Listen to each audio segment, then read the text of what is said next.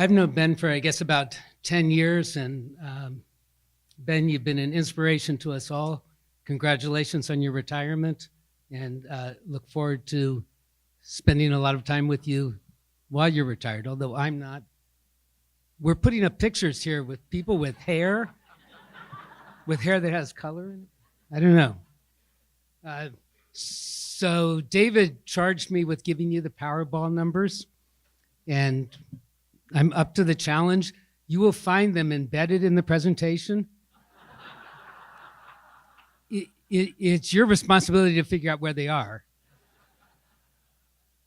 So, and yes, I spent the first couple of years of my life in Santa Rosa. It was great. All I had to do was eat, burp, and sleep. Okay, so what I want to talk about is up here, growth and regeneration. The last time we were together a year ago, I presented some research on how communities around the country and around the world recovered from disaster. And Sonoma has really been kind of at the forefront of the recovery process in the light of what other communities have done. So this time I want to just kind of take a look at what's happening here and kind of what the consequences are, but in the context of the U.S. economy and the California economy, because that's all important for what happens here in Sonoma County. So I'm going to begin and end with the county. So that's the soaring Sonoma economy, U.S. outlook, the California outlook, and look at some various sectors in California, and then and some risks, and then follow that with the Sonoma County forecast. So the risks today in our economy are very much elevated.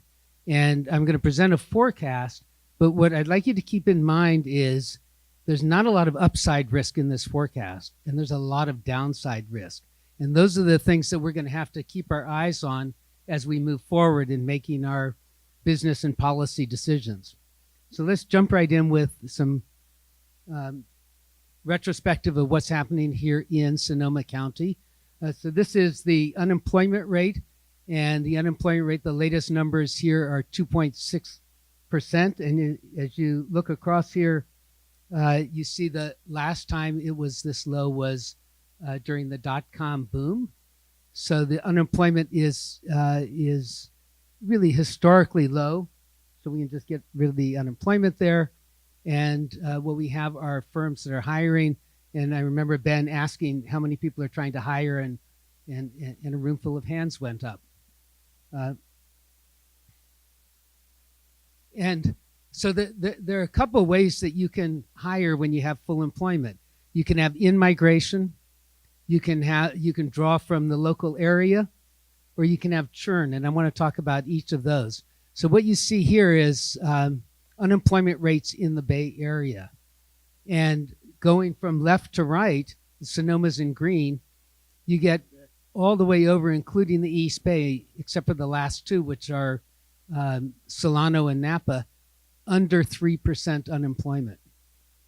And Napa and Solano are under 4% unemployment. So drawing from the region, well, the entire region is really constrained in terms of tight labor markets.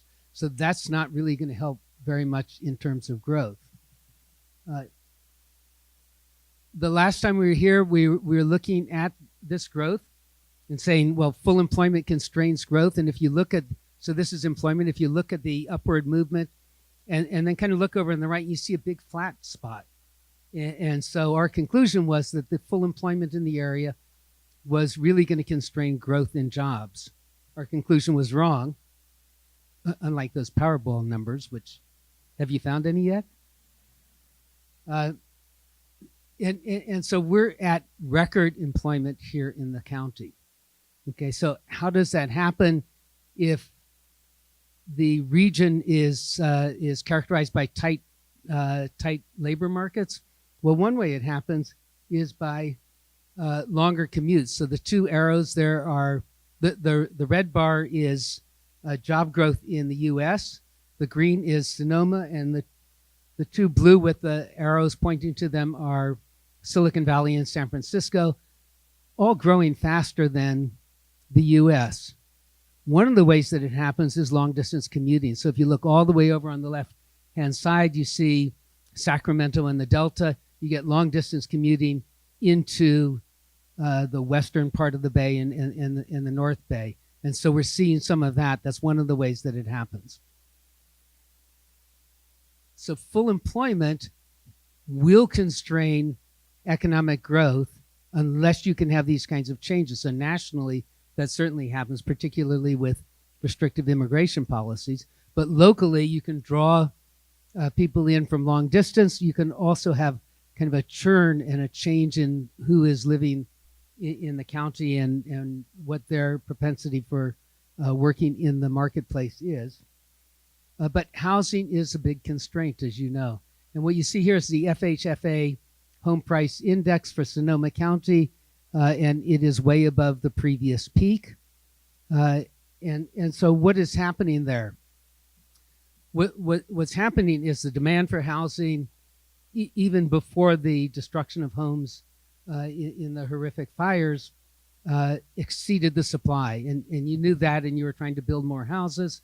The fires took away, about 6,000 homes. And so that exacerbated the problem. But what it did was it sped a churn with people who can earn high incomes, who can telecommute, coming in and demanding the housing to demand the Sonoma lifestyle, and people with lower incomes migrating out. And we've seen articles in the newspaper about this, about people leaving Sonoma because they feel they can't afford to be here anymore. So there are real policy decisions here about how the community changes. It's not unique to Sonoma. The loss of the housing that y'all experienced, certainly is somewhat unique in the state of California. But we see the same processes happening in Silicon Valley, in San Francisco, in the western part of Los Angeles County. So this is a process that's going on throughout the state, and requires thought and some policy decisions as to what you all want the county to look like going forward. And we heard David talk about some of that and some of the things that you're doing, but that's going to be an ongoing process. But Ben spoke about the increase in housing. What I did was I looked at permits in the 9 months before the Tubbs fire and in the same 9 months of this year, and there's a net increase of 1,765 permits. So that is really moving fast. And we talked last year about speed was essential in recovery. If you look at recoveries from wildfires throughout the West, this is phenomenal. You all have really stepped up. You don't see this kind of progress elsewhere. But of course, as Ben and David said, there's a lot more to go. But certainly the start is really quite impressive. It turned from a beautiful Sonoma scenery to black. Must be we're talking about the U.S. economy. It's not all that dark. We had employment numbers today that were actually quite good. So there looks to be basic strength in the U.S. economy, but as I said, there are real risks, and here's one of the major risks. So I've written up here on the top line is private savings plus public savings. So public savings is taxes minus government expenditure, and we know that that's negative. We have a big budget deficit, but private and public savings are what's left over to fund investment and to fund net foreign investment, so domestic and net foreign investment. And what we know is the government savings are going down, right? So the budget deficit, because of the change in the tax law, has really kind of exploded. So, and this is just an accounting identity. I'm stepping away from economics and pretending to be an accountant for the moment.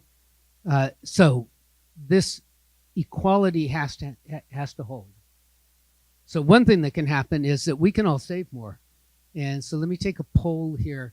How many of you have decided because the government budget, federal deficit has increased that you're going to save more? Anybody? Bueller? Yeah, me either. Okay, so that doesn't work. We could have domestic investment go down. So what happens when how does this happen? Well, the government goes out and borrows, which it must. It bids funds away from private investors by bidding up the interest rate. But the whole purpose of the tax cut was to increase investment, not reduce it. And if you reduce investment, now we're looking at a recession scenario. So that doesn't work. So that means that we've got to borrow it from foreigners. And where do foreigners get the money? Well, I mean, we're not going to borrow yen or Korean won or Chinese renminbi. We have to borrow dollars, which means they have to sell us more than they buy from us. And then they have these excess dollars and they lend it back to us. But government policy today is to reduce the trade deficit, not increase it. It doesn't work. You can't have all increased investment, reduced trade deficit, decrease government savings, unless you guys change your mind and want to save more, right? That's the big risk. We have inconsistent national economic policy that could well lead us into an economy that's quite different from the forecasts that you're going to see. As forecasters, we have to resolve this, and I'll tell you how we're going to resolve it. So there's the government deficits, and they go up to $1 trillion and kind of stay there. And everyone's estimate of this is about the same. I mean, the idea that these tax cuts were going to pay for themselves was really fantasy. But all of the estimates of these deficits assume no recession. So we have $1 trillion deficits, no recession. We get a recession, it becomes $2 trillion. And that equation that has to hold still has to hold, but now with borrowings in the $2 trillion range. Okay? So that's the downside risk. So how do we resolve the inconsistency in government policy? The way that we do it is we say, well, there's going to be a lot of noise about trade agreements, and they're going to be the best trade agreements ever. And they're going to do nothing. And that is the case with the agreement with South Korea, is the case with the NAFTA 2.0, which is not called NAFTA, except in the document it's called NAFTA. So let me leave you something to wonder about. The agreement with Mexico was negotiated with the government of Peña Nieto, and Peña Nieto was on his way out and kind of not very popular. And so that was the agreement. The guy coming in, AMLO, he's no bud of Peña Nieto, to be sure. And have you heard Mexico complain about what a lousy deal they got or anything? Anybody heard Mexico complain about this deal? There's a good reason. It's a great deal for Mexico. But it's, of course, the best trade agreement ever, right? It doesn't change very much, except that it increases Mexico's exports to the U.S. And kind of everyone in Mexico knows, don't say anything. We think the same thing's going to happen with China. That we need to be borrowing more from foreigners to fund that deficit, that there's going to be a meeting between our president and Xi Jinping. They're going to have a wonderful agreement, and it's not really going to change much of anything. If we're wrong, this is the downside risk. So it's something to keep your eyes on. Okay, so we've had a massive stimulus imposed upon a full employment economy. It drives down the national unemployment rate. I know it just went up last month by a tick to 4%, but it's going to drive it down mid-threes. Then it starts coming back up because that's not sustainable. But what we have seen is we're now seeing wage growth. And so we've got demand growth from the federal government, wage growth In labor markets, that means inflation and inflation above 2%. The Fed's target is 2%. The Fed has two charges. One is full employment. They've got that. The other is price stability. And so what we have, in spite of what Chairman Powell is saying, is we have interest rates going up through this year. Because what did Chairman Powell say? He says, well, we have to look at the data. And right now it's a little uncertain with the government shutdown. So we'll wait a bit. But to maintain price stability, if the Fed takes this charge seriously, which I think they do, you have to have higher interest rates. And so we have interest rates going up. But as the economy weakens, as we go into 2020, those interest rates flatten out and indeed come down a bit. The increase in interest rates is going to cool off the housing market. We're already seeing this nationwide in places where you would expect housing markets not to be cooling off, such as Atlanta and Dallas and Houston. So that's going to continue. Also in auto markets, this is defense spending, real defense spending. We have a growth in that in the last budget, but that growth is not going to continue, so that stimulus goes away. This is certainly beneficial for California, but it's not something that's a continuing stimulus. And so that means that what we've had with this tax cut and massive increase in government spending is we've got a sugar high that has pushed our economy to a 3% economy. The fundamentals that gave us a 2% economy in this recovery are still there, and they are low growth in the labor slow growth in the labor force, fairly tepid investment, and in spite of the tax cut, investment is still pretty tepid, and a kind of a flat spot in productivity growth, and that's all still there. So how do we get to the 3%? Part of what brought us to the 3% economy in 2018 was tax incentives that moved investment from 2019 and 2020 back into 2018, which means that this year and next year, those investments won't be there. And that gives us an economy that's 3% last year. We're looking at a 2% economy this year, and it continuing to decline. And in the latter half of 2020, we have a sub 1% economy. Doesn't take much with a trajectory like that to push you down much further to a no growth economy or even less. Okay, so we've got the sugar high, and of course, after a sugar high, we get the sugar crash. It's not that this part wasn't known. If you recall, before the midterm elections, the Republicans were talking about another tax cut to keep the sugar going. That didn't happen. It's not going to happen. So head down on the computer is sort of where we're going.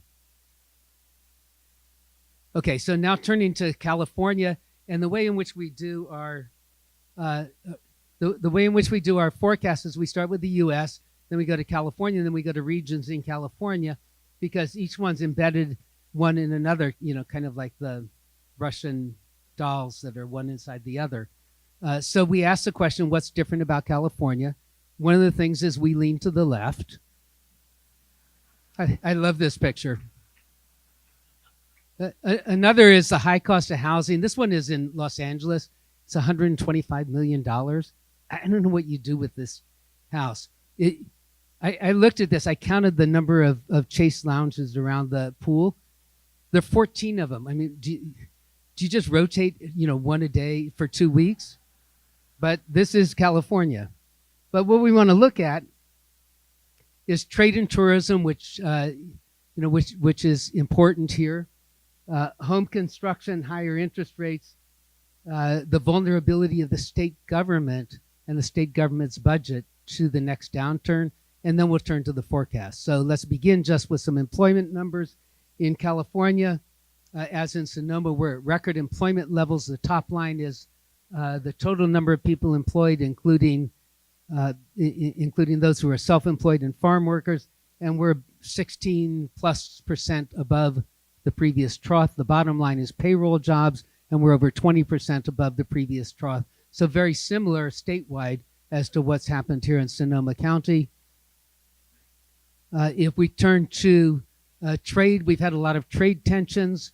What's the impact on our logistics industry? On the lower left, you see the seaports, and that's imports into our seaports. The top one are the Southern California ports, the huge ports, and then the bottom two lines in that chart are the Bay Area ports and the Puget Sound. All of them have an upward trend. You can't see a trade dispute in this. Right? And this is consistent with our view that even though there's a lot of noise about trade deficits, not much is happening. And in fact, we have record trade deficits now this year, or this last year. On the top is exports, and exports are flat. Exports could well turn down with a softening of foreign economies, and we're kind of seeing that. And of course, the trade wars have an impact here in Sonoma County on exports of agricultural goods. But so far, we don't see any impact in the aggregate. There are impacts in particular sectors and particular businesses, but in the aggregate, we don't see any impact of the trade disputes as yet.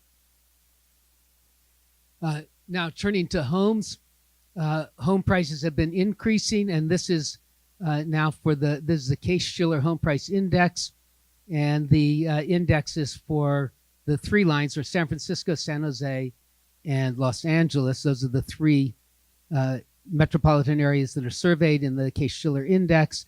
They're all normalized to 100% at the peak in 2007. So this is all relative to 2007, and you see that San Francisco is 30% above the peak. Los Angeles is lagging behind and only 10 or 11% above the peak. But if you look on the right-hand side, you see that this kind of flattens out, right? And this is the soft housing markets that we've been hearing about statewide and nationwide. And you see that also in sales. If, again, you look over the right-hand side, you get a little tailing off of home sales. But this is not as severe as what you see in other parts of the country. What's happening here is with higher interest rates, buyers can buy less. So the demand has kind of shrunk. And home sellers now have to figure out what is the new price they can sell their home at. But they don't want to drop the price too fast. So there's a price discovery going on. So this is exactly what we expect to happen when mortgage interest rates go up. But the demand for homes in California is so strong, just like the demand for homes here in Sonoma County, that our forecast, unlike the U.S., is for increases in home building throughout our forecast period here in California. And we expect to see that and expect to get back to about where we were in 2000. But we have to keep in mind that this is increasing our annual home production to about 138,000 homes. And statewide, there's been a loss over the last 2 years through wildfires of 30,000 homes. We need about 200,000 per year to keep up with population growth. And we're growing our home production, but we're still kind of way behind, even with a fairly dramatic increase to about 140,000. Okay, so the last thing that I want to cover and fairly quickly is, are we prepared statewide for the next recession? And so this line, the blue line, is personal income taxes paid into state government. And that's the principal thing that funds the general fund, that provides grants to communities throughout the state and also provides public services. And the red line is the trend, and sometimes we're below and sometimes we're above. And if you look over on the right-hand side, you see that we're above, in a good bit above. And when we get to a recession, we go from that above trend to below trend. And so what we did was an experiment to say, well, what would happen if we had a recession? So the first thing that we did was what we call a garden variety recession. We never have garden variety recessions in California, but maybe. And so we asked, what's going to be the change in revenue at the statewide level? And the answer is that it's going to be about $18 billion each of 2 years. And so the total impact, about $36 billion. Sounds like a lot, But remember in the last recession, the $46 billion shortfall. So this is 10 billion better, but it's a big number, right? And then the second thing that we asked was, well, what about a really mild recession? So this is kind of dreaming that we'll have a mild recession in California.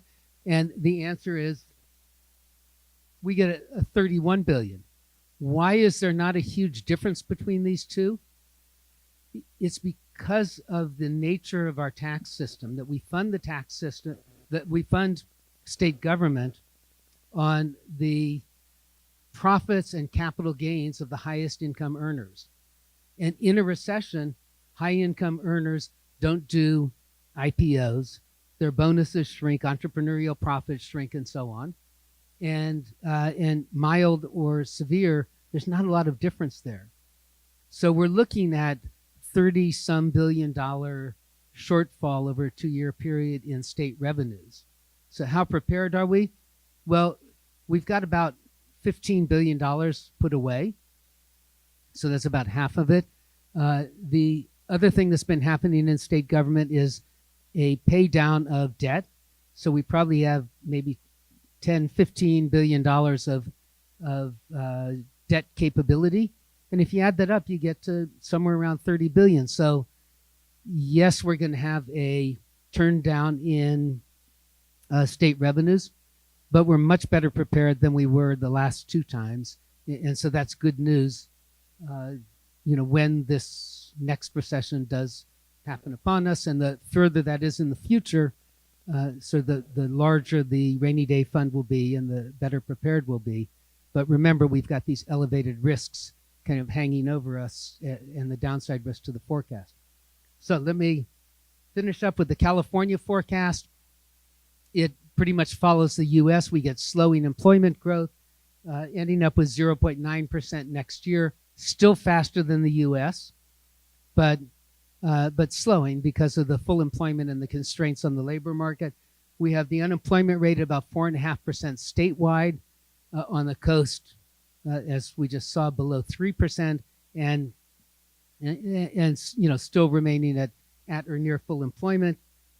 Personal income after inflation, quite good, and that's because of the kinds of things that we produce here in California. That we're going to have personal income growth that's really going to outpace the U.S., and then increases in home production throughout the state. And finally, for Sonoma County, we have growth in real income still, really quite high at 3 to 4.5%. Part of that is due to tight labor markets, resulting in higher wages. Part of it is due to this migration that I spoke about earlier of highly skilled people coming into the county, and they earn higher income. So it's a mix of those two. But we have slow, about 0.5% growth in employment. All of these things that constrain employment growth are still going to be there. In fact, through the balance of this expansion, we expect them to get a bit worse. Recession risk still exists, and the recession risk increases sort of as time goes on. So we have these elevated risks. It does not look like we're going to have a recession in the coming 6 months, but the risks keep building as we keep getting more and more imbalances in the economy. And then finally, what you all know well, housing is a constraint, and more housing eases that constraint. So that concludes the presentation. And how many of you now know the Powerball numbers? A couple of them. So you have to share that with me, David. Thank you.